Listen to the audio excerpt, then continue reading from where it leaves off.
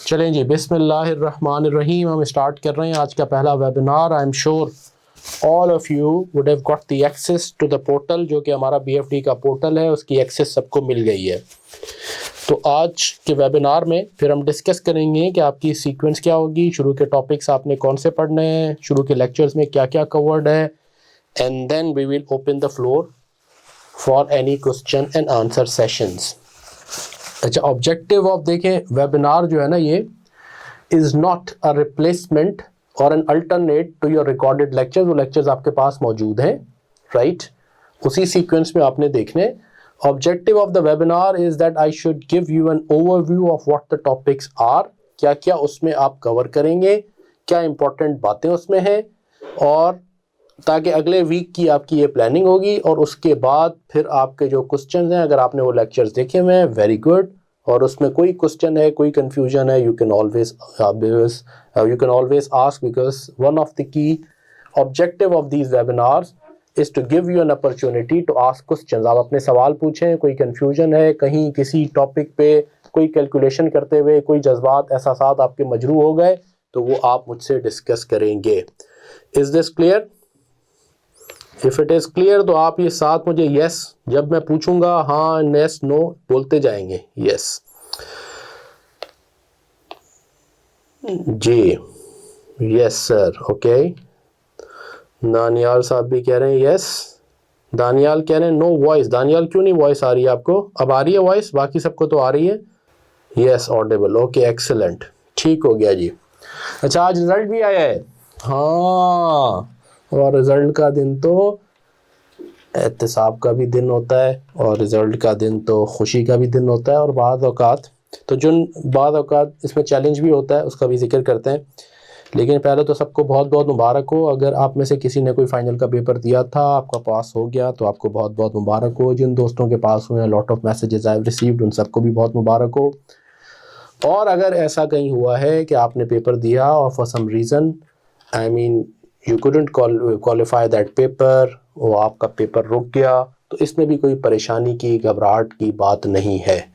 Yes, थोड़ा सा आपने को गम और गुस्सा भी होता है, थोड़ी सी आपको सैडनेस भी फील होती है, बट हमारी ability to bounce back, our resilience is what makes us who we are. इस प्रोफेशन में resilience and ability to bounce back बहुत इंपॉर्टेंट है। तो अगर तो खुदा ना खास्ता आप फॉर एनी रीजंस आपका कोई सब्जेक्ट, कोई पेपर रुक गया है, the best way to handle it is relax. The next attempt is going to be yours इंशाल्लाह। उसमें आप करें ये कि लास्ट अटैम्प्ट का जो पेपर है, अगर तो आपको पता है कि क्या क्या आपकी मिस्टेक्स हुई, कहाँ आपसे कोई गड़बड़ हुई, तो fantastic, focus on those areas, work on those areas. अगर आपको ये पता ही नहीं चल रहा सर, पता नहीं क्या हुआ, हाँ, और मुझे समझ नहीं आ रहा, मेरे तो अपने हिसाब से तो पेपर बहुत अच्छा किया था, आई डिड रियली वेल, मुझे तो पास होना चाहिए था और मैं नहीं हुआ, I am unable to identify my blind spots, तो उसका बेहतरीन तरीका ये है, जो भी सब्जेक्ट है, BFD है तो हमें दिखाएं, कोई और सब्जेक्ट है, वो पेपर जैसे एग्ज़ाम में किया था वैसे करके किसी टीचर को या अपने बहुत ही अच्छे रिलायबल दोस्त कुलीग को चेक कराएं और उससे फीडबैक लें। वहाँ से आपको आपके ब्लाइंड स्पॉट्स पता चलेंगे। इससे अच्छी कोई और बेहतर प्रैक्टिस नहीं हो सकती। If you still feel that you need to identify what are your weak areas, then it is always good कि आप 1 या 2 अटैम्प्ट के पेपर्स करें और वो किसी टीचर से चेक कराएं, सब्जेक्ट स्पेशलिस्ट है, वो आपको पिन पॉइंट करके फीडबैक देंगे कि आप these are the areas for you to work on. और जब भी किसी स्टूडेंट का ये हुआ है, मैं आपके 20 साल का तजुर्बा बता रहा हूँ, कभी ऐसा नहीं हुआ किसी स्टूडेंट ने, जिनको हमने ये कहा हो, उसने वो पेपर हमें ला के दिया हो और हमने फीडबैक स्पेसिफिक दिया हो और उसको बेहतरी ना हुई हो, और नेक्स्ट अटैम्प्ट में 90% प्लस सिचुएशन में, इफ़ आई रिकॉल, ऐसा ही हुआ है कि अगले अटैम्प्ट में उनका पेपर पास हो गया, क्योंकि उनको आइडेंटिफाई हो गई अपनी specific areas to work on. So with this background इंशाल्लाह अगली अटैम्प्ट वैसे ही हम सबकी अटैम्प्ट है फॉर BFD, और उसमें हमने तो भी पेपर निकालना ही है। और अगर स्पेसिफिकली इसके बाद किसी सब्जेक्ट स्पेसिफिक कोई आपको गाइडेंस चाहिए हो, तो आई एम स्टिल अवेलेबल, वो हम फिर बाद में डिस्कस करते हैं। अब हम स्टार्ट कर रहे हैं जी, अब हम स्टार्ट करें। दानियाल सबको आवाज़ आ रही है? अगर आपके पास प्रॉब्लम है तो आप रिकनेक्ट हो जाएं, लॉग आउट करके दोबारा लॉग इन हो जाएं, क्योंकि बाकी सब दोस्तों को तो कह रहे हैं आवाज़ आ रही है। Yes, okay. अच्छा जी, तो अब हमारे पास जो BFT का हमारा सिलेबस है, अगर आपको पिछली ओरिएंटेशन क्लास याद हो, ये पेन क्यों नहीं लिख रहा, चल लिख रहा है, ये कलर वाइट कर दिया है इन्होंने।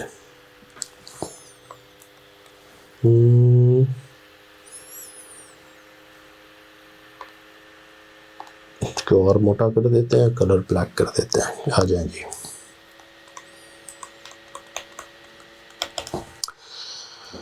अच्छा जी, तो इस BFD के, जिसको अब नाम हो गया है स्ट्रेटेजिक बिजनेस फाइनेंस, SBF कह लें, स्ट्रेटेजिक बिजनेस फाइनेंस, ये जो सब्जेक्ट है हमारा, इसकी जब ओरिएंटेशन की थी हमने, तो हमने आपको कहा था कि हम इसको पढ़ने पढ़ाने के लिए we divide this subject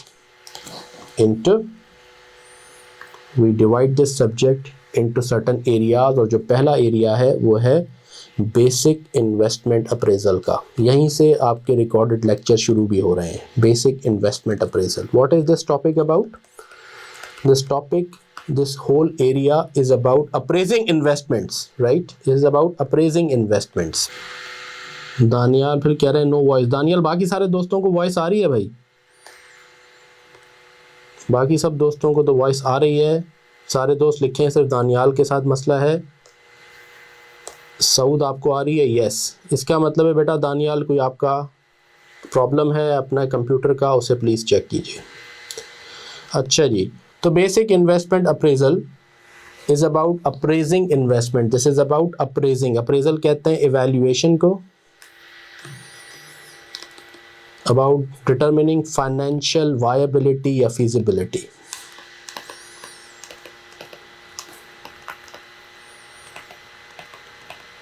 इस एरिया में हम क्या पढ़ते हैं, मैं समरी दे रहा हूँ। इस एरिया में हम पढ़ते हैं हाउ डू वी, इस एरिया में हम पढ़ते हैं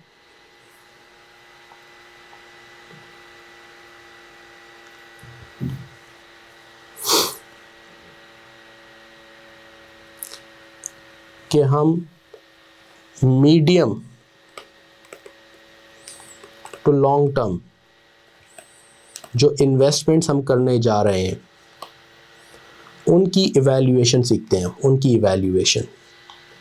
अच्छा, उनकी इवैल्यूएशन का मतलब फॉर एग्जांपल कोई एक आप फैक्ट्री लगाने जा रहे हैं या कोई प्रोडक्ट लॉन्च करने जा रहे हैं, is it financially viable, is it economically feasible to do that investment, right? This is the fundamental area of, यानी फंडामेंटल जो हम स्किल सेट हम डेवलप करते हैं इस एरिया में, वो ये is the evaluation of investment.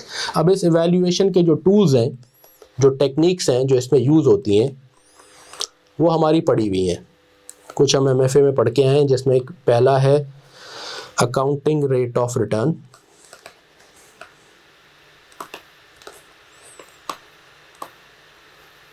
The second one is पे back period, and the third जिसे हम कहते हैं डिस्काउंटेड कैश फ्लो टेक्निक्स।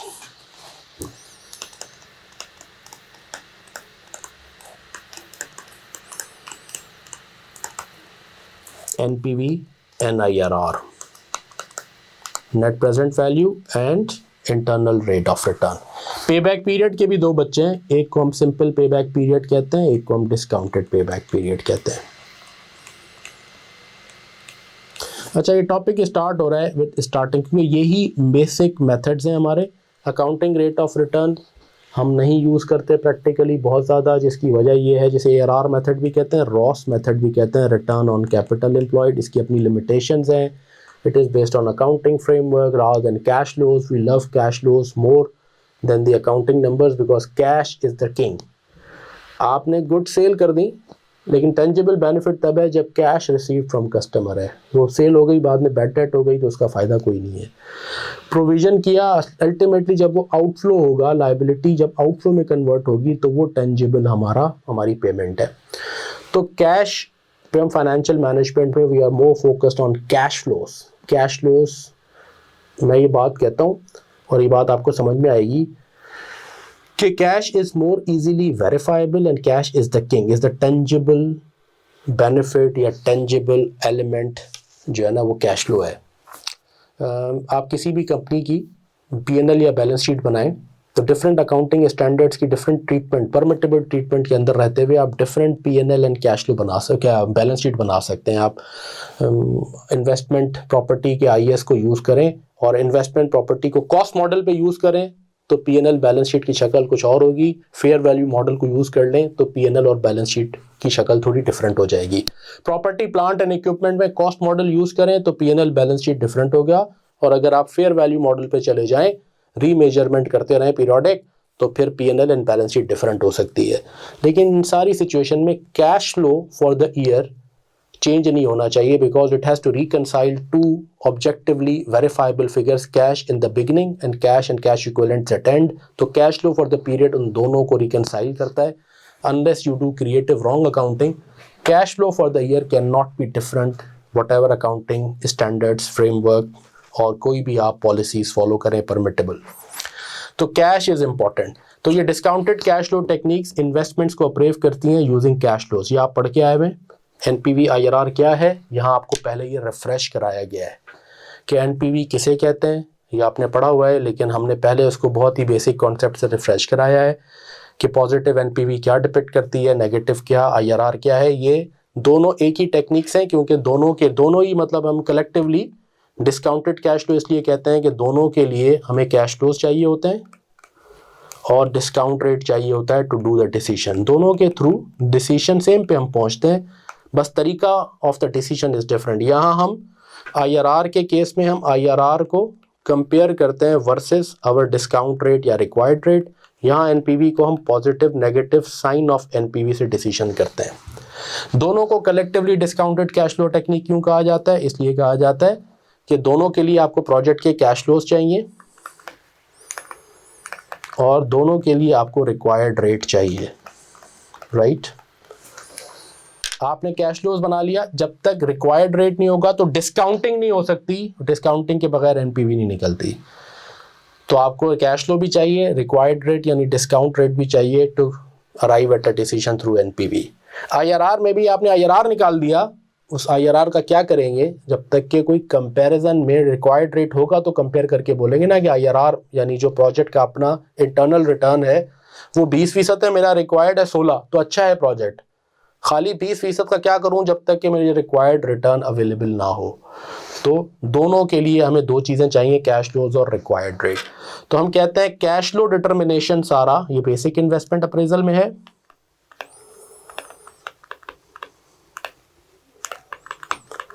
ये हम पढ़ते हैं बेसिक इन्वेस्टमेंट अप्रेजल में। डिस्काउंट रेट डिटर्मिनेशन आपका पूरा एडवांस्ड इन्वेस्टमेंट अप्रेजल या इन्वेस्टमेंट डिसीजन मेकिंग में है। इन्वेस्टमेंट अप्रेजल के एरिया के अंदर कवर होता है, जिसमें आप वैक भी और जो है उसके बाद रिस्क एडजस्टेड वैक और ये सारी चीज़ें पढ़ते हैं। तो ये बेसिकली डिस्काउंट रेट डिटर्मिनेशन है हमारा एडवांस इन्वेस्टमेंट अप्रेजल का एरिया।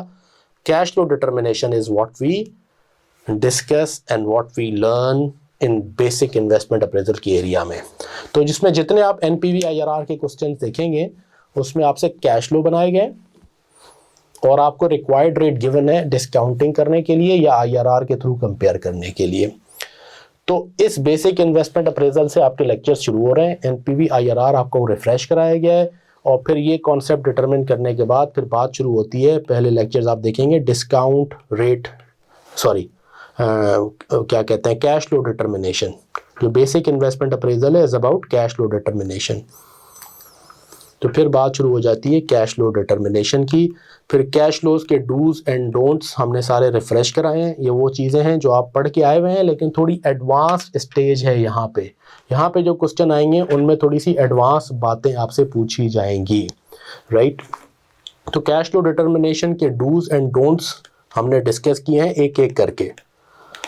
जहाँ हम बात कर रहे हैं project cash flows, project specific cash flows जो हम बना रहे हैं, तो उसके डूज और डोंट्स क्या हैं? सारे रेलेवेंट कैश फ्लोज डाले जाते हैं और रेलेवेंट का मतलब decision relevant.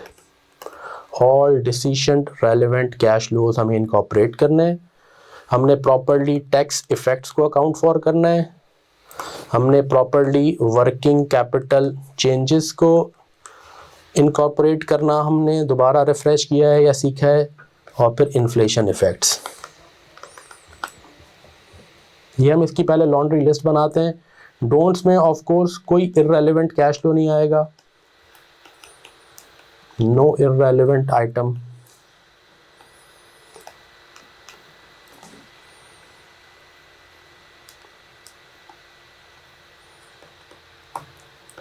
No irrelevant cash flow, no non-cash item,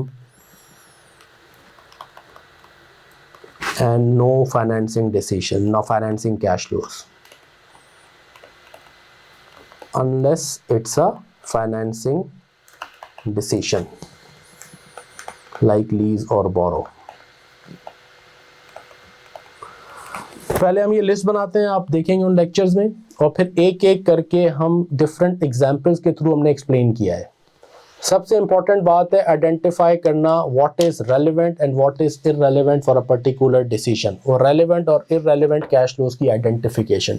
material cost है तो कैसे रेलेवेंट मटेरियल कॉस्ट डिटरमिन करेंगे, what is relevant what is not relevant, ये एक्सप्लेन किया गया है, ठीक है। और ये सबसे इंपॉर्टेंट और बुनियादी नुक्ता है, क्योंकि हर क्वेश्चन में एक स्किल एनपीवी के क्वेश्चन में आपकी ये डिटरमिन की जाती है कि आप रेलेवेंट आइटम्स और इररेलेवेंट आइटम्स की पहचान है। इररेलेवेंट आइटम्स आर आसान, इसकी मैंने एक बेसिक डेफिनेशन आपको सिखाई है। Any item which is common on both decision alternatives is irrelevant। जिसको आपने अपनी कॉस्टिंग वगैरह में एमएफए में उसको आप कहीं संक कॉस्ट भी कहते हैं कुछ कॉस्ट को, बट हम उसको ऐसे पढ़ते हैं रेलेवेंट या इररेलेवेंट। डिसीजन के दो अल्टरनेटिव हैं, या मैं प्रोजेक्ट करूंगा या मैं प्रोजेक्ट नहीं करूंगा, यस होगा या नो होगा, ये दो अल्टरनेट है। हर वो आइटम जो दोनों साइड पे मौजूद है वो इररेलेवेंट है। That's the litmus test of assessing. वो आइटम जो एक साइड पे डिसीजन के मौजूद है, दूसरे side of the decision alternate side of the decision पे नहीं है, वो रेलेवेंट है। आपने एक फीजिबिलिटी कराई प्रोजेक्ट की technical before doing the financial feasibility, अब वो फीजिबिलिटी हो गई कि भाई क्या इस जगह पे फैक्ट्री लगाना टेक्निकली फीजिबल है given the weather condition soil condition and all, उसने कहा है। अब जब उसने टेक्निकली ओके कर दिया, अब आप कह रहे हैं कि मैं फाइनेंशियल वायबिलिटी डिटरमिन कर रहा हूँ। अब आप प्लांट लगाएं या ना लगाएं, वो कॉस्ट तो हो गई ना इनकर। Either you now set up a factory there or you don't set up a factory there. On both the alternatives, this cost is common. This has happened. Whether you have paid or not paid, this has happened. You have incurred. It's irrelevant. तो any such item is an example दे दी मैंने आपको। ये overheads होते हैं। आपने कहा मेरी एक फैक्ट्री है, उस पर मैं एक प्रोडक्ट ए तो बनाता हूँ, और मैं क्यों ना, मेरे पास सरप्लस कैपेसिटी पड़ी है, क्यों ना प्रोडक्ट बी बनाऊँ। कुछ आइटम्स ऐसे हैं जैसे फैक्ट्री का रेंट है और कुछ और इस तरह के ओवरहेड्स हैं, सिक्योरिटी है। अब आप दूसरी प्रोडक्ट बनाएं या ना बनाएं, है ना, तो ये रेलेवेंट है ना, पहले ही हो रहा है। तो इसीलिए हम कहते हैं अलोकेटेड ओवरहेड्स, जो सिर्फ अलोकेट हो रहे हों, इंक्रीमेंटल नहीं, because of a project allocated, वो इररेलेवेंट हो जाते हैं इस वजह से। हिस्ट्री सारी हम कहते हैं इररेलेवेंट है, what has happened is irrelevant. मैंने 1919 में एक मटेरियल परचेज किया था जो आज तक पड़ा हुआ है मेरे पास, अब अगर मैं कोई नया प्रोजेक्ट करता हूं तो उसमें यूज़ करूंगा। जो मटेरियल परचेज किया था उसकी उस वक्त की कॉस्ट क्या है, इररेलेवेंट है, तो हो चुका ना परचेज। हाँ, अब अगर मैं प्रोजेक्ट लगाऊंगा तो मटेरियल यूज़ हो जाएगा, तो what will I lose, I will lose the NRV of that material, you know. तो ये इस तरह की बातें हमने, तो मैं विंडो ओपन कर रहा हूँ, हमने खोली है। तो सबसे फंडामेंटल कॉन्सेप्ट आपको रेलेवेंट और इररेलेवेंट आइटम आइडेंटिफाई करना सिखाया है कैश फ्लो डिटर्मिनेशन में, और उस पर तवील बहस हुई है, उस पर काफ़ी क्वेश्चंस हमने किए हैं। हर एक मटेरियल में कैसे आइडेंटिफाई होगा, लेबर में कैसे होगा, ओवरहेड में कैसे होगा, बाकी में कैसे होगा, ये उन लेक्चर्स में आपको बताया गया है। फिर टैक्स इफेक्ट्स डिटरमिन करना आपको सिखाए हैं। अब टैक्स पढ़ाना मकसद नहीं है यार, टैक्स का तो सब्जेक्ट है, 100 मार्क्स के पे एग्जामिनेशन होती है आपकी, उसकी फाइनल में भी है। यहाँ क्या कि प्रोजेक्ट के टैक्स इफेक्ट्स को कैसे इनकॉर्पोरेट करें अपने कैश फ्लोज में। तो हमारी प्रोजेक्ट से रिलेटेड जब टैक्स आता है तो टैक्स मशीनरी है, कोई प्लांट है, उसकी डेप्रिसिएशन है, खुद तो नॉन कैश है but it helps in determining taxable profits जिस पे टैक्स लगता है।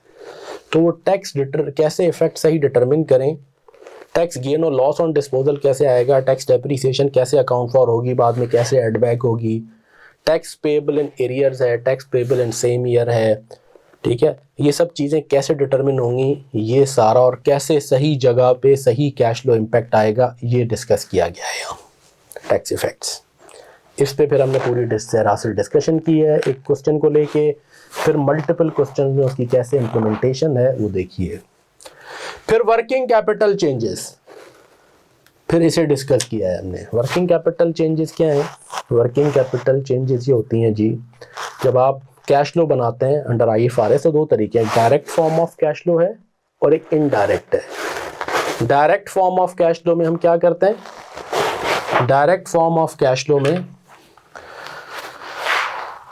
वर्किंग कैपिटल चेंजेस, बल्कि पहले मैं ये भी लिख देता हूँ टैक्स इफेक्ट्स, फिर मैं उस पर आता हूँ।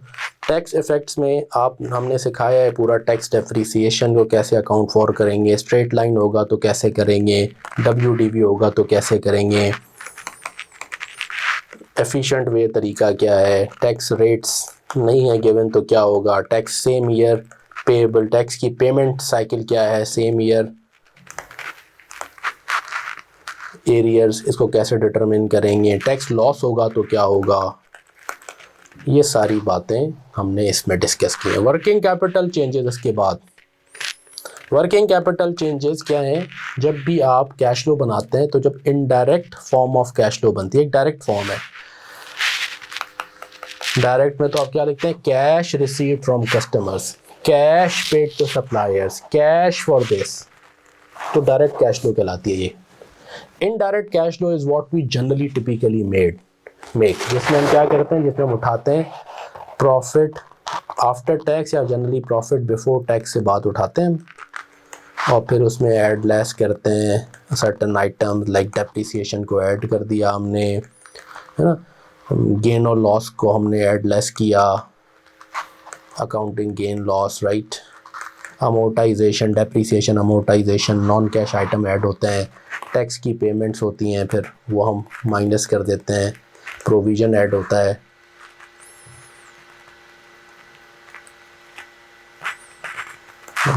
फिर एक आइटम क्या आता है? वर्किंग कैपिटल चेंजेस, अगर आपको याद हो, है ना, इंक्रीज और decrease in stock,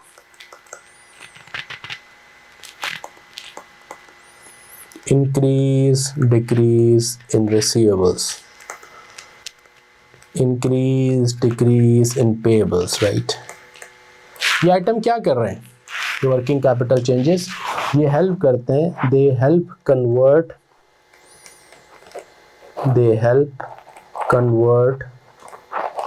accrual figures into cash figures।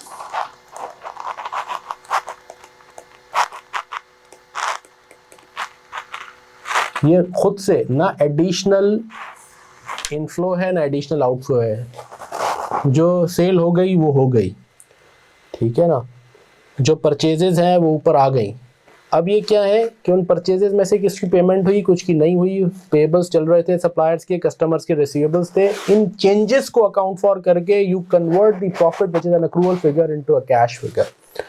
तो these are only timing adjustments कहलाती हैं ये, timing adjustments to convert accrual figures into cash figures. ये वर्किंग कैपिटल चेंजेस का कॉन्सेप्ट भी पढ़ा हुआ है आपने, ये रिफ्रेश कराया है दोबारा हमने, और इसीलिए हम कहते हैं कि वर्किंग कैपिटल चेंजेस एक कंपनी की पैदाइश से मौत तक, right, from the incorporation till winding up, आप सारी एडअप करेंगे तो should all add up to zero, because they are neither additional inflows nor outflows. ये कॉन्सेप्ट दोबारा रिफ्रेश कराया है नंबर्स के थ्रू एक्सप्लेन करके, आपको डायरेक्ट और इनडायरेक्ट कैश फ्लो दोनों बना के फिर आपको कंपेयर करके दिखाया है कि ये क्या करते हैं, ये अक्रूवल फिगर को कैश फिगर में कन्वर्ट करते हैं। तो ये वर्किंग कैपिटल चेंजेस। फिर उसके बाद आखिर में हमने इन्फ्लेशन इफेक्ट्स का जिक्र किया है। इन्फ्लेशन इफेक्ट्स में आप देखेंगे उसको भी, और यही सारे आइटम एडअप करें तो ये बेसिक इन्वेस्टमेंट अप्रेजल का क्वेश्चन बन जाता है। तो इसमें हमने डिस्कस किया है कि रियल और नॉमिनल कैश फ्लोज भी और डिस्काउंट रेट भी, रियल भी हो सकते हैं, नॉमिनल भी हो सकते हैं। जब कैश फ्लोज रियल होंगे तो डिस्काउंट रेट भी रियल होना चाहिए। कैश फ्लोज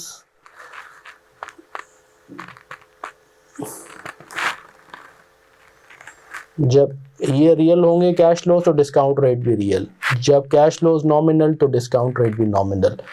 ये रियल कैश फ्लो से नॉमिनल तक कैसे पहुंचेंगे, रियल डिस्काउंट रेट से नॉमिनल डिस्काउंट रेट कैसे पहुंचेंगे, ये सारी बातें भी की हैं। ये Fisher equation 1+r into 1+i, real rate, inflation, nominal rate, है ना। when to use real cash flows, when to use nominal cash flows and real rate, ये बात तो तय है। रियल कैश फ्लोज होंगे तो रियल रेट होगा, नॉमिनल कैश फ्लोज होंगे तो नॉमिनल। रियल वो विदाउट, रियल का मतलब है excluding the impact of inflation.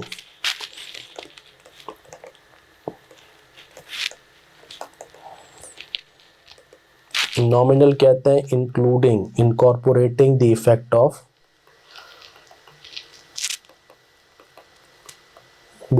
Of inflation, right. तो when to real cash flows ये भी सीखा है हमने, when to use nominal cash flows and nominal discount rate, right. ये सारी बातें फिर हमने इन्फ्लेशन इफेक्ट्स की उसमें पढ़ी हैं, और फिर ये सारी चीज़ें जमा करके फिर हमने कॉम्प्लेक्स क्वेश्चंस भी किए हैं, पास्ट पेपर के भी क्वेश्चंस किए हैं, और आपको होमवर्क प्रैक्टिस भी दी है। फिर इन्फ्लेशन इफेक्ट्स में बाद औकात अगर ईयरली इन्फ्लेशन चेंज हो रहा है या कंपोनेंट वाइज चेंज हो रहा है, ये सारी बातें भी की हैं। सो ये है बुनियादी रिफ्रेशर, पहले आप लेक्चर्स में देखेंगे अबाउट एनपीवी आईआरआर टेक्निक्स। यहाँ तक किसी कोई शक सवाल है तो मुझसे डिस्कस करें। How does investment appraisal differ from forecasting budgeting? Good question, I will answer that अभी। दूसरा क्या है? Sounds good, okay. Financing related interest expense on money borrowed for the project, ये होता है नहीं होता, ये दोनों भी आंसर करते हैं। Good questions both. अच्छा जी, आइए वापस। पहला क्वेश्चन, बजटिंग, फोरकास्टिंग और अप्रेजल में क्या फ़र्क है? हाँ, गुड। बजटिंग या फोरकास्टिंग जब एक्सरसाइज होती है वो एंटिटी वाइड एक तो होती है, ठीक है, और उसमें आप फोरकास्ट करते हैं कि मेरी एंटिटी की सेल्स क्या होंगी, मेरी एंटिटी के एक्सपेंसेस क्या होंगे, अगले साल का बजट क्या होगा, how would my P&L cash flow look like. वो कॉर्पोरेट लेवल पे होती है, और वो सिर्फ कैश फ्लो बना के आप एक फोरकास्टिंग कर रहे होते हैं कंपनी के अपने ऑपरेशंस की। यहाँ यूं ही समझें कि है ये forecast, but forecast of the cash flow है फॉर अ पर्टिकुलर प्रोजेक्ट जिसको अप्रेज किया जा रहा है। तो forecasting of the cash flow तो हो रही है, पहली चीज। दूसरी, जनरली जो नॉर्मल बजटिंग या फोरकास्टिंग है वो 1 साल की होती है कंपनी में, अगले साल की हो गई या बहुत बहुत 3 साल की हो गई। ये प्रोजेक्ट लाइफ तक उसके पूरे कैश फ्लोज को आप फोरकास्ट करेंगे, और सिर्फ कैश फ्लो बना के नहीं छोड़ेंगे, बट के फिर उसकी डिस्काउंटिंग भी होगी, time value of money, to arrive at a positive और अ नेगेटिव एनपीवी, राइट।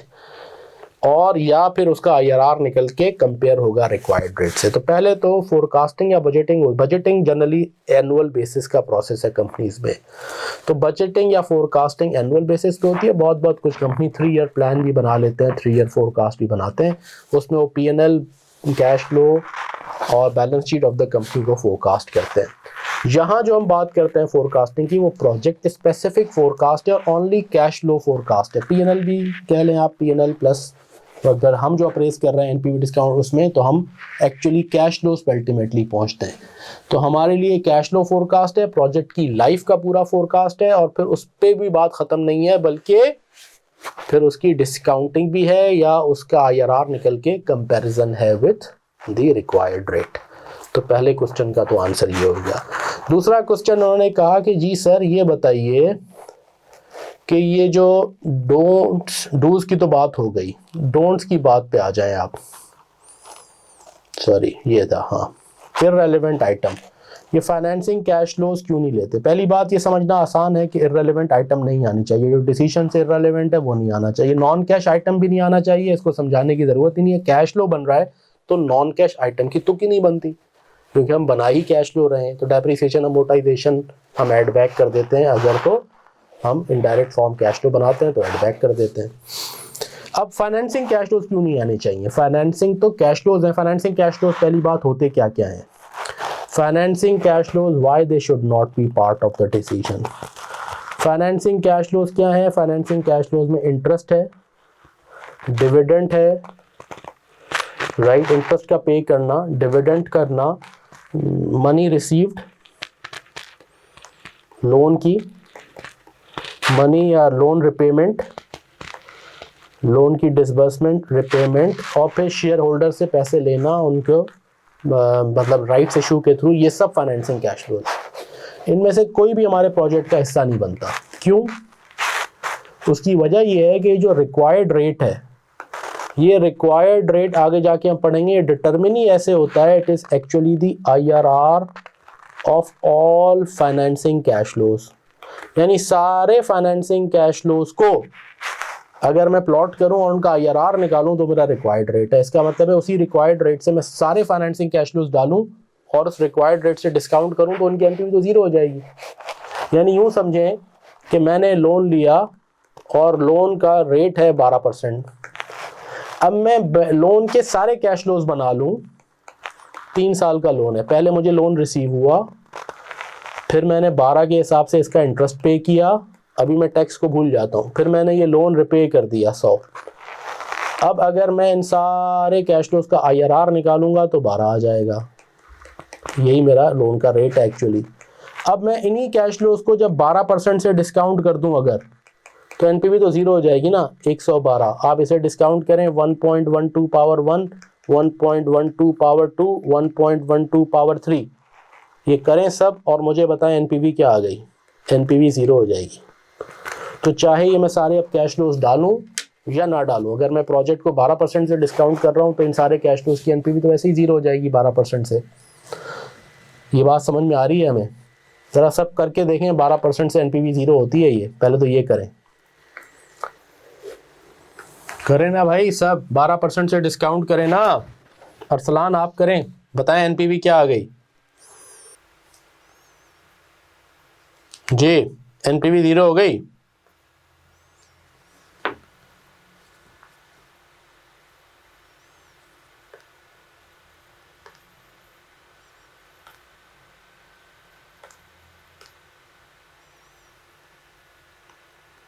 जी भाई, 12% से डिस्काउंट किया सबने, नजर आ रहा है सबको?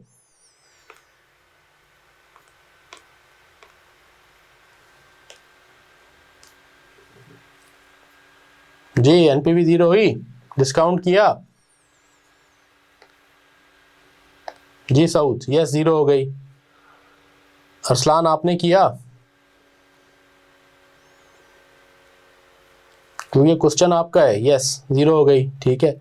तो अब अगर मैं 12% मेरा रिक्वायर्ड रेट है कंपनी का, ठीक है, और 12% से मैं ये सारे कैश फ्लोज डाल के 12% से डिस्काउंट करूं, तो अब मैं कैश फ्लो डालूं या ना डालूं, इनका कोई इंपैक्ट आएगा? प्रोजेक्ट के कैश फ्लोज के साथ में ये फाइनेंसिंग कैश फ्लोज डाल दूं सारे, 100 की रिसीट, 12 की पेमेंट, फिर 100 की रिपेमेंट, और 12 से ही डिस्काउंट करूं तो एनपीवी पे तो कोई असर नहीं पड़ेगा, ठीक है ना। इसलिए फाइनेंसिंग कैश फ्लो नहीं डालते, क्योंकि फाइनेंसिंग कैश फ्लो बताते खुद is the IRR of finance. ये जो हमारा डिस्काउंट रेट होता है, दर हकीकत it is the IRR of all financing cash flows. तो मैं सारे फाइनेंसिंग कैश फ्लोज को डाल के, ठीक है, और उसको उसी रेट से डिस्काउंट कर दूं, तो फिर एनपीवी पे उसका असर नहीं आएगा। हाँ, मसला तब होगा जब मैं एक 12 डाल दूं, ये डाल दूं, और लेट से 100 ना डालूं, आधा तीतर आधा बटर कर दूं, कुछ फाइनेंसिंग कैश फ्लो डालूं, कुछ ना डालूं, तो फिर गड़बड़ होगी।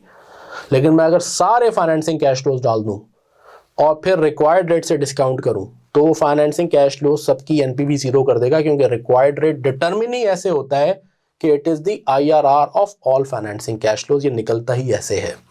जब हम ये पढ़ेंगे, थोड़े बड़े हो जाएंगे, डिस्काउंट रेट डिटर्मिनेशन, तो वहाँ ये बात हमें मज़ीद क्लियर होगी। यहाँ तक क्लियर है? ये दोनों क्वेश्चन क्लियर हो गए आप लोगों के? जी, यस, क्लियर हो गया, सबको क्लियर हो गया। चांद आपका क्वेश्चन भी आंसर हो गया। अच्छा, अब आ जाए, investment appraisal is calculated for same business और new venture. It is for any new project that you are doing, new investment that you are doing. It could be a launch of a project, it could be an expansion of capacity in the existing business, it could be a new product, it could be a new factory, और you are going taking the product to a new market, हर नई investment की feasibility के वक्त investment appraisal use होता है. Is that okay?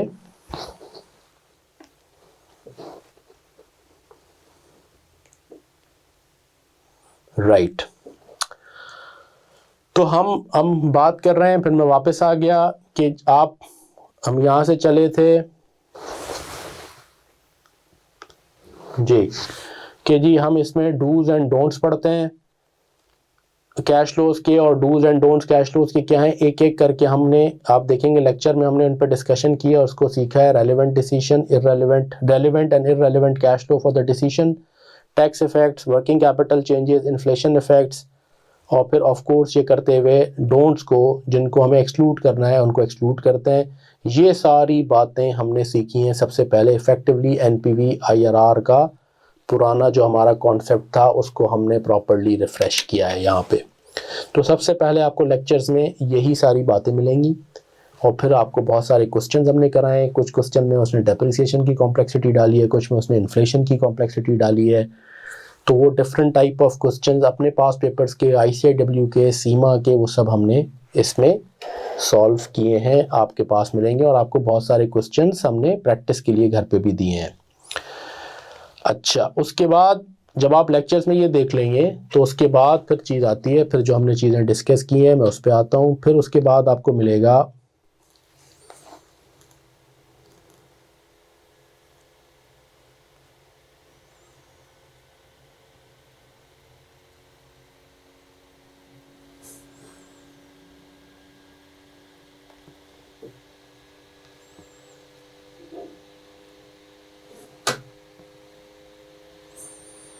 मैं इस स्क्रीन शेयर को स्टॉप करके दोबारा से शेयर करता हूँ.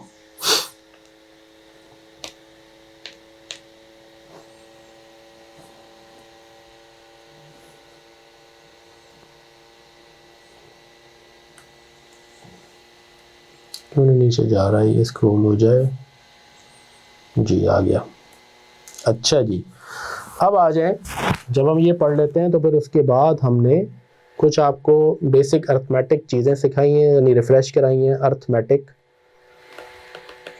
एलिमेंट्स हमने, जैसे एन्युटी के फॉर्मूले को हमने डिस्कस किया है. परपेचुटी फॉर्मूला, इसके डूज एंड डोंट्स क्या हैं ये आपको मिलेगा.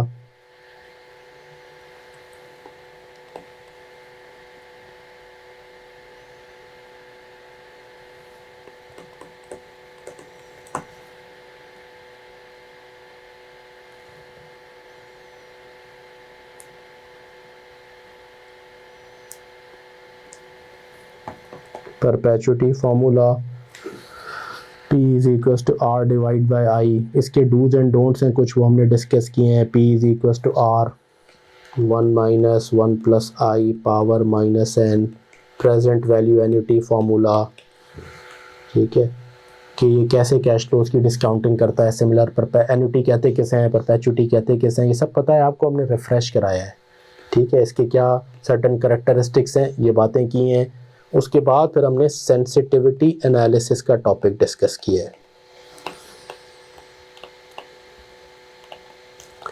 And it is very much similar to आपका जनाब जिसे आप ब्रेक इवन एनालिसिस अपने कॉस्टिंग में पढ़ते थे, ये उसी तरह का बात है. ठीक है, जिसमें हम इंडिविजुअल फैक्टर्स की सेंसिटिविटी निकालते हैं, जिसमें हम ये फाइंड आउट करते हैं कि व्हाट परसेंटेज एडवर्स चेंज, ये लेज़र क्यों नहीं काम कर रहा, चले वापस आ गए. What percentage adverse change in a particular variable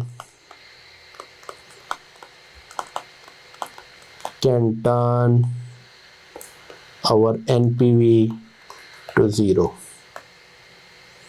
costing में या MFA में या बेसिक उसमें आपने ये पढ़ा होगा कि अच्छा वो क्या चेंज वॉल्यूम में हो या सेलिंग प्राइस में हो जिससे मेरा प्रॉफिट ज़ीरो हो जाए, ब्रेक इवन पे आ जाऊँ मैं. ब्रेक इवन कहते हैं zero profit zero loss situation को.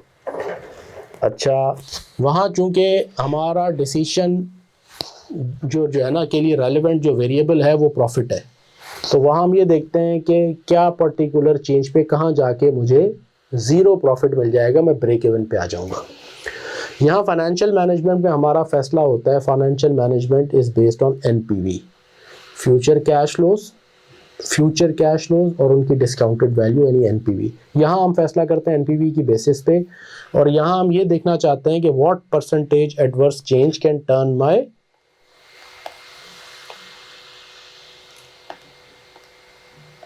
क्या हो गया इसको, anyways what percentage adverse change in a particular variable can turn my NPV to zero. अच्छा, एक बात और इम्पॉर्टेंट है कि ज़ीरो प्रॉफिट और ज़ीरो एनपीवी में फ़र्क है।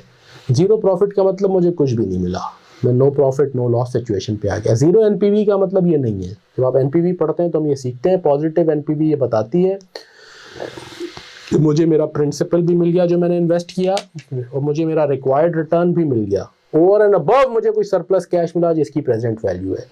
तो ज़ीरो एनपीवी का मतलब मुझे वो ओवर एंड अबव सरप्लस नहीं मिला, मुझे मेरा प्रिंसिपल मिल गया, मुझे मेरा रिक्वायर्ड रिटर्न मिल गया, ना उससे मुझे 1 रुपया ऊपर मिला ना 1 रुपया कम मिला। तो zero NPV is a bit different from zero profit, पहली बात तो ये है। लेकिन यहाँ हमारा फैसला, यहाँ हमारे लिए मिनिमम सिचुएशन ज़ीरो एनपीवी ही है कि हम जब इन्वेस्टमेंट करते हैं तो हमें अपना रिटर्न प्रिंसिपल भी वापस चाहिए जो इन्वेस्ट किया, और साथ में हमें अपना रिक्वायर्ड रिटर्न भी चाहिए। Anything less than that is not acceptable to us. तो यहाँ हम सेंसिटिविटी एनालिसिस में सीखते हैं। Sensitivity analysis is basically a risk management tool. Sensitivity analysis is actually a risk management tool, right?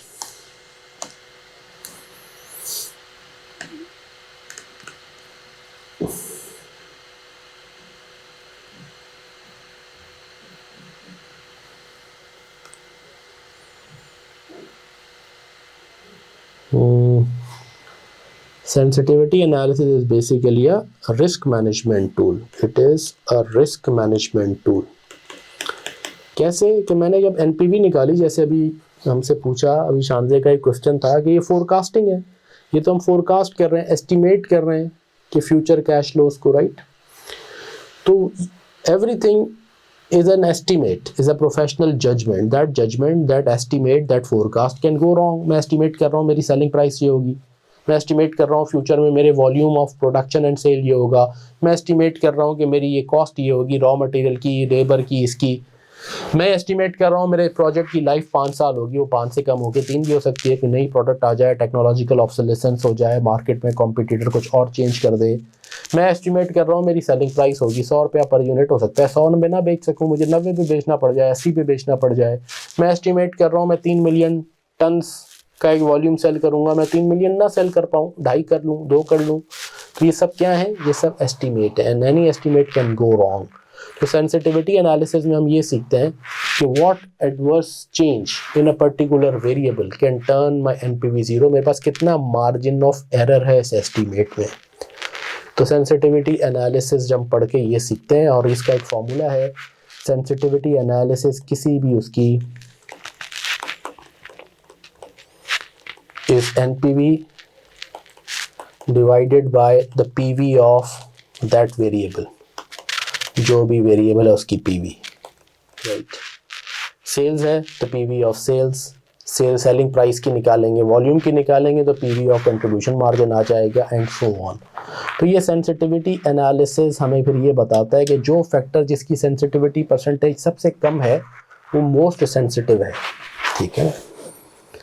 जैसे अगर मेरी सेलिंग प्राइस की सेंसिटिविटी आ गई 8%, इसका मतलब है an 8% reduction in the estimated selling price जो मेरी है can turn my NPV to zero. तो अब सेलिंग प्राइस काफ़ी सेंसिटिव होगी ना फैक्टर, क्योंकि 8-10% तो डिस्काउंट आप मार्केट में बाद औकात वैसे ही देना पड़ जाता है बिकॉज ऑफ द कॉम्पिटिशन और द थिंग। तो अब ये मुझे बता रहा है सेंसिटिव भाई कि हाँ एनपीवी तो पॉजिटिव है provided you achieve the cash flow forecast that you have forecasted, you achieve that forecast. And actually it is very much possible that you may not be able to achieve that.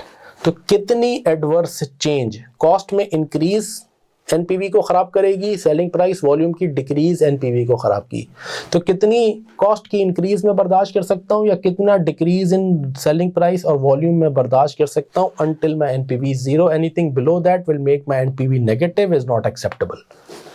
तो sensitivity के through मैं ये analysis करता हूँ। ठीक है, तो हमने ये सेंसिटिविटी एनालिसिस सीखा है, ये कैसे हेल्प करता है। जब ये सेंसिटिविटी एनालिसिस आप कर लेते हैं और मोस्ट सेंसिटिव फैक्टर्स आइडेंटिफाई हो जाते हैं, तो फिर आप कोशिश करते हैं कि उनको री इवैल्यूएट करें कि क्या मेरा फोरकास्ट सही है या उसमें कुछ गड़बड़ हो है, या क्या मार्जिन मैं बर्दाश्त कर सकता हूँ, is it conservative, is it aggressive और नॉट। अपने फोरकास्ट को री इवैल्यूएट कर लो। फिर जब मैं रीवैल्यूएट कर लेता हूँ तो फिर मुझे ये सेंसिटिविटी एनालिसिस के थ्रू अब आइडेंटिफाई तो हो गया ना कि ये मेरे सेंसिटिव फैक्टर्स हैं, क्रिटिकल फैक्टर्स हैं प्रोजेक्ट के। फिर I go to the market and try to remove variability. अगर सेलिंग प्राइस मेरा सेंसिटिव आ गया तो मैं अपने कस्टमर्स के साथ लॉन्ग टर्म प्राइसिंग एग्रीमेंट कर लूँगा ताकि मेरी प्राइस लॉक हो जाए, मेरी वो सेंसिटिविटी फैक्टर की मतलब ग्रेविटी कम हो जाए। तो मैं कोशिश करूँगा मेजॉरिटी कस्टमर से 3 साल 5 साल का प्राइस लॉक कर लूँ अपने कस्टमर से बड़े। So this sensitivity analysis actually help you identify most sensitive factors for the project. ठीक है, तो इसका हमने डिटेल में पढ़ा है कि ये कैसे कैलकुलेट होती है, क्या बताती है सेंसिटिविटी।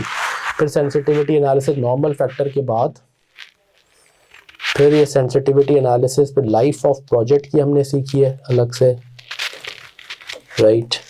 सेंसिटिविटी टैक्स रेट की भी होती है, उसकी भी डिस्कशन की है। फिर आगे जाके हमने जब हम वो पढ़ लेते हैं डिस्काउंट रेट, रिक्वायर्ड रेट की भी एक सेंसिटिविटी निकलती है। इन सब की सेंसिटिविटीज़ होती हैं। सेंसिटिविटी सेलिंग प्राइस की तो होती है, वॉल्यूम की भी होती है, फिक्स्ड कॉस्ट की भी होती है, वेरिएबल कॉस्ट की भी होती है, हर कॉस्ट कंपोनेंट की, है ना। इसके अलावा सेंसिटिविटी इन चीज़ों की भी होती है, प्रोजेक्ट कॉस्ट की भी सेंसिटिविटी निकलती है। Everything is an estimate unless you execute the project until you.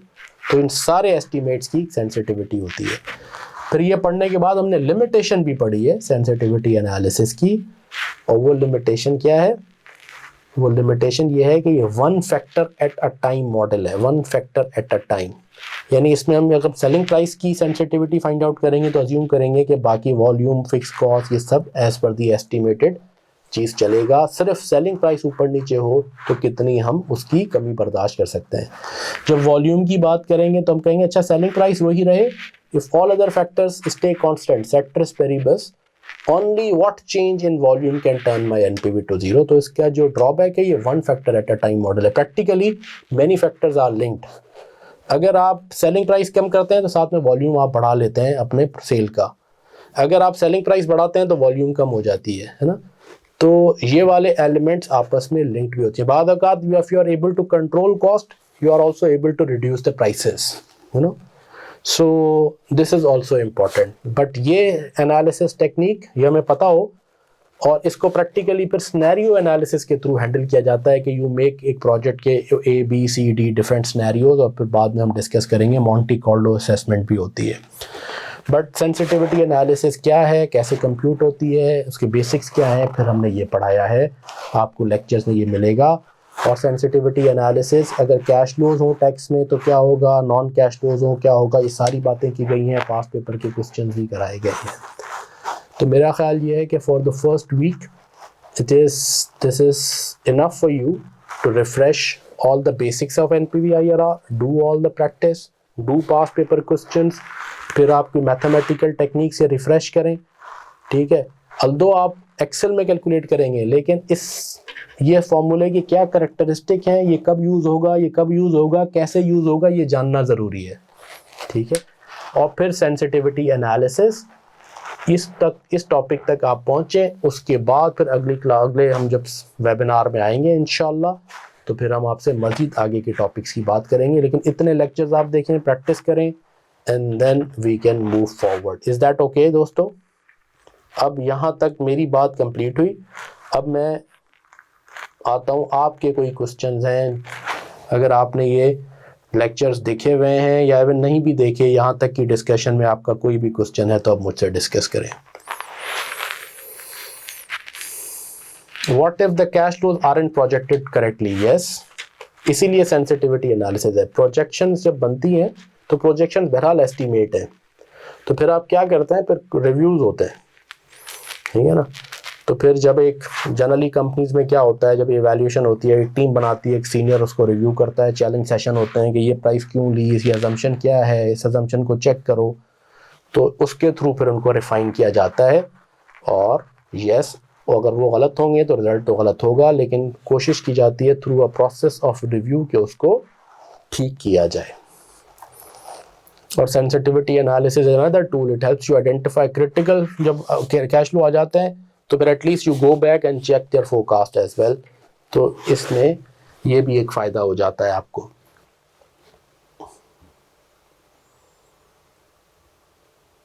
Ji, any other question my friend?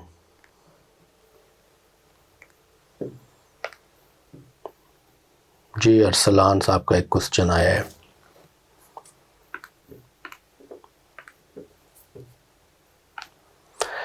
For example, we have a spare skilled labor and we will use it in our new project. Spare है, इसका मतलब है हम उसकी तनख्वाह दे रहे हैं और हमारे पास फारिग बैठा हुआ है, अब हम उसको नए प्रोजेक्ट में यूज़ करें। In this case labour cost would be irrelevant. बिल्कुल सही बात है, ज़ीरो हो गई।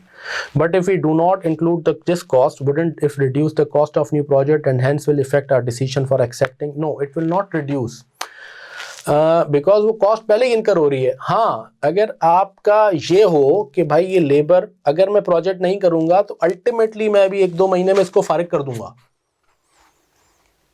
तो फिर तो उसकी कॉस्ट लेनी चाहिए। फिर तो उसकी मतलब अभी फारिग है लेकिन अल्टीमेटली आपने उसको 1 या 2 महीने 4 महीने में फारिग करना है, तो फिर तो जब आप नया प्रोजेक्ट करेंगे और उसको कंटिन्यू करा रहे हैं तो इफेक्टिवली वो इंक्रीमेंटल कॉस्ट है। लेकिन अगर आपको पता है कि भाई ये मेरे पास है, ये कैपेसिटी में हमेशा एक्स्ट्रा रखता हूँ, तो फिर तो कोई नई कॉस्ट इनकर नहीं हो रही ना। तो for the decision making it is irrelevant. हाँ, जब प्राइसिंग करने जा रहे हैं उस प्रोजेक्ट की तो फिर उसमें आप डाल दें। कॉस्टिंग पर्पस के लिए, full cost pricing, absorption costing के लिए आप जरूर डाल दें, लेकिन डिसीजन के लिए इररेलेवेंट है, एनपीवी एनालिसिस के लिए इररेलेवेंट है। Is that okay Arsalan? तो देयर आर टू थिंग्स, एक इन्वेस्टमेंट अप्रेजल है जिसमें आप प्रोजेक्ट से रिलेटेड इंक्रीमेंटल कैश इनफ्लोज और आउटफ्लोज देख रहे हैं, मुझे क्या हो रहा है उसकी बेस पे असेस कर रहे हैं। एक है उस प्रोडक्ट की प्राइसिंग करते हुए मैं कहूँ कि हम चूंकि मैंने यहाँ यूज़ किया तो मैं अपने कस्टमर को, किसी को जब मैं सेल कर रहा हूँ तो मैं उसकी कॉस्टिंग पर्पस के लिए डाल दूँ, वो एक अलग चीज़ है। लेकिन वैसे रेलेवेंट है। और बताएं, वेदर प्रैक्टिस ऑन पेपर्स और सॉफ्टवेयर, सॉफ्टवेयर पे करें ज़्यादा बेहतर है, पेपर पे ना करें, एक्सेल पे करें या सॉफ्टवेयर पे करें। हाँ, बाज़ औक़ात आप ऐसी सिचुएशन में होते हैं कि लैपटॉप नहीं है अवेलेबल, या भी ठीक है मैं भी जो है ना लेक्चर देख रहा हूँ और साथ साथ जो है ना मैं कुछ प्रैक्टिस कर रहा हूँ, तो वो आप पेपर पे कर ले। लेकिन होमवर्क क्वेश्चन अब मिल गए आपको, अब आप बैठ के उसको वहाँ सॉल्व कर लें स्क्रीन पे। हाँ, लेक्चर देखते हुए मैंने क्वेश्चन दिया और मैंने कहा जी सॉल्व करें, तो अब आपने स्क्रीन वो वीडियो पॉज की, अब आपने भले हाथ से सॉल्व करके फिर जब ऑन की वीडियो रीस्टार्ट की तो मैं उसमें सॉल्व कराता जा रहा हूँ, आपने कंपेयर कर लिया। लेकिन जब मैंने होमवर्क क्वेश्चन दिए तो फिर वो तो आपने जाएं और सॉफ्टवेयर ओपन करें, उस पर करें।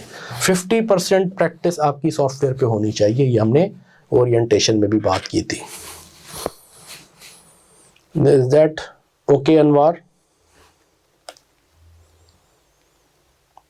जी, शुरू के लेक्चर्स में तो आपको नहीं मिलेगा, लेकिन आगे जैसे आप बढ़ेंगे तो उसमें आपको काफ़ी सारे क्वेश्चन सॉफ्टवेयर पे सॉल्व होते हुए मिलेंगे। और फिर हमने 3-4 पास पेपर सॉफ्टवेयर पे पूरे सॉल्व किए, एंड में आपको मिलेगा। जी, right.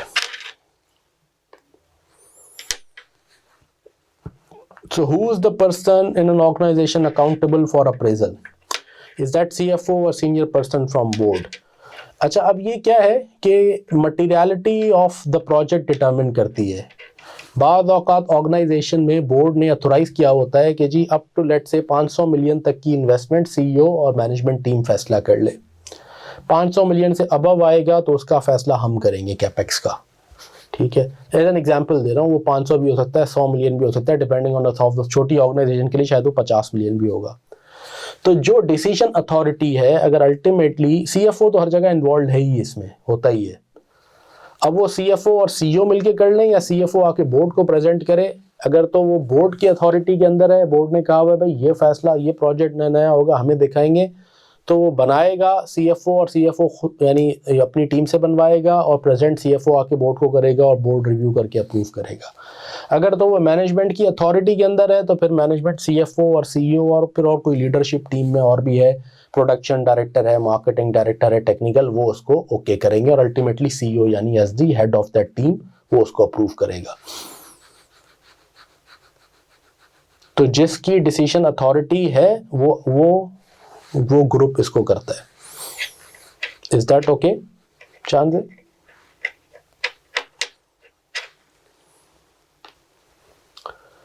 Right, any other question? देखिए यही है ऑब्जेक्टिव इस वेबिनार का। इस वेबिनार का ये ऑब्जेक्टिव नहीं है कि मैं पूरे एनपीवी के क्वेश्चन यहाँ कराऊँ, वो तो लेक्चर्स में मौजूद है, वो तो आपने देखने हैं। ऑब्जेक्टिव ये है कि मैं ये विंडो ओपन कर लूँ कि लेक्चर्स में आपको क्या मिलेगा इस हफ्ते के लेक्चर्स में, और आपने जब लेक्चर्स, अब नेक्स्ट जब हम वेबिनार में आएंगे तो आपने वो लेक्चर्स पुराने देखे हुए हैं, उससे रिलेटेड या मैं जो नई बात कर रहा हूँ उससे रिलेटेड जो क्वेश्चंस हैं वो आप करें। This is your opportunity to ask as many questions and clear all your confusions.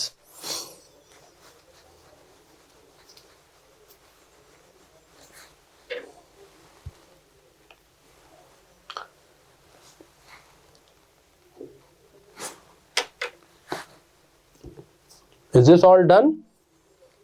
अगर क्लियर है सारी बात, देखें ये बेसिक इन्वेस्टमेंट अप्रेजल जो बताते खुद आपको ऐसा लग रहा होगा कि यार ये तो पढ़ा हुआ है, इसका बहुत सारा हिस्सा ही तो हमें पता है, तो ये तो बहुत अच्छी बात है, पढ़ा हुआ है, लेकिन इसकी वेटेज जो है ना, अब जैसे मैंने आपको कही थी कि एवरेज 25 to 35, 40 मार्क्स का भी इसका एरिया एग्जामिन होता है। इसमें सेंसिटिविटी के बाद एसेट रिप्लेसमेंट डिसीजंस हैं, कैपिटल राशनिंग है, IRR की कैलकुलेशन है, MIRR है, एक नया टॉपिक आया है EIRR, छोटा सा ही है वो, इकोनॉमिक जो है ना रेट ऑफ रिटर्न, जैसे MIRR होता है मॉडिफाइड IRR, सो इकोनॉमिक IRR भी होता है, तो वो हम डिस्कस करेंगे।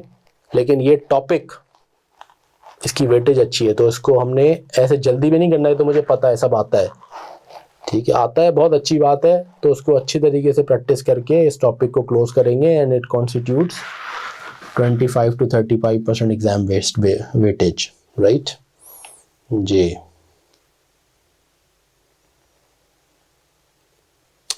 हाँ, रेड येलो ग्रीन क्या है, अगर आपने वो देख लिया तो वो येलो ग्रीन हो जाता है, अगर आपने अभी तक नहीं देखा तो वो आपका रेड सर्किल कहलाएगा। येलो ये है कि पार्ट आपने देख लिया, तो प्रोग्रेस मॉनिटरिंग के लिए है वीडियोस के साथ। Before next webinar please cover these 2 topics, yes. और जिसका मतलब आपके 6-7 लेक्चर्स हैं जो आपने पूरे प्रॉपर्ली देखने हैं, yes. So before next webinars, please cover these 2 topics, yes. और जो दोस्त आपके वेबिनार अटेंड नहीं कर पाए उन तक भी बात पहुंचा दें। अच्छा, मुझसे अभी कई दोस्तों ने ये पूछा है, मतलब हर बार ही हम ये करते हैं, भाई अगर कोई हमारा स्टूडेंट फ़ी नहीं अफोर्ड कर पा रहा तो कोई इशू नहीं है, आप पे ट्रस्ट है, जो जेन्युइनली आप अफोर्ड कर सकते हैं आप पे कर दें, नो प्रॉब्लम, ठीक है। सो ये बात भी अगर किसी दोस्त को प्रॉब्लम हो रही है तो उस तक भी कन्वे करते हैं, और सबको जो भी आपके दोस्त हैं इंश्योर करें कि भाई हफ्ते में एक वेबिनार हो रहा है, ज़रूर अटेंड करें। अब होता क्या है, 70-80 स्टूडेंट्स होते हैं ना बैच में, तो वेबिनार अटेंड करने भी 10 या 12 आ रहे होते हैं, या बाद औक़ात तो उससे भी कम होते हैं, 8 या 9 होते हैं, तो उसकी भी सर रिकॉर्डिंग दे दें। भाई वैसे ही रिकॉर्डेड लेक्चर हैं, इस वेबिनार में तो आएँ, थोड़ी सी एक इंटरेक्शन भी हो, आप हमसे सवाल पूछें, हम भी आपके सवाल देखें, ठीक है ना।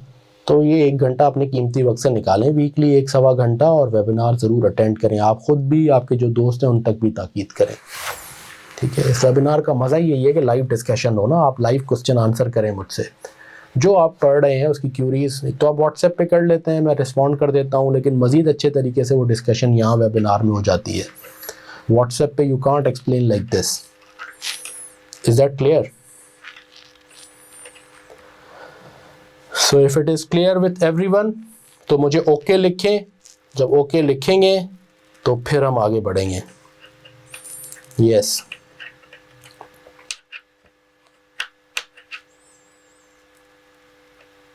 हमारा काम है मेहनत करना और फुल सिंसेरिटी के साथ, और इस यकीन के भी अल्लाह हमारे लिए बेहतरीन नतीजा निकालेंगे, यस, एक्सेलेंट। तो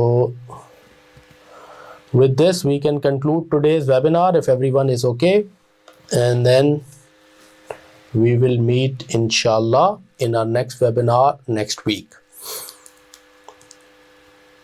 और हो सकता है कि रमज़ान से पहले हम वीक में एक से ज़्यादा वेबिनार भी कर लें। थोड़ा सा आपको मैं पुश करूँगा कि आप, आई अंडरस्टैंड कि अब थोड़ा सा बिज़ी पीरियड होगा दिसंबर की, अगर किसी की क्लोजिंग है, ऑडिट में है आप, लेकिन फिर भी टाइम निकालें। रमज़ान से पहले कोशिश करें कि हम ज़्यादा से ज़्यादा अपने सिलेबस को कवर करें।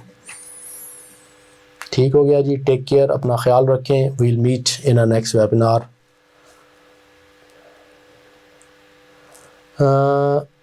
आई कैप की स्टडी टेक्स्ट आपको पढ़ने की ज़रूरत नहीं है, बस आप लेक्चर्स देख लें अभी, ठीक है। पहले आप सारे लेक्चर्स को और उसकी प्रैक्टिस कंप्लीट कर लें, फिर बाद में आप, जो आपको टाइम मिले तो आप आई कैप की स्टडी टेक्स्ट को गो थ्रू कर लें। But this lectures will suffice इंशाल्लाह। ठीक है दोस्तों, टेक केयर, अपना ख्याल रखें। अल्लाह हाफिज़, and we'll meet again very soon इंशाल्लाह in the next webinar next Friday. अस्सलामु अलैकुम।